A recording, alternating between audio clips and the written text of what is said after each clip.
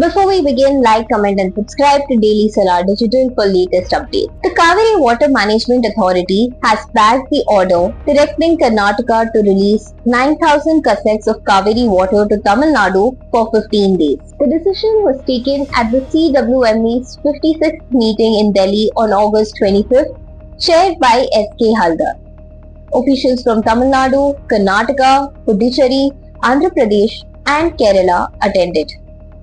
The order follows a Supreme Court direction on August 24th asking Tamil Nadu to raise its grievance before the CWMA.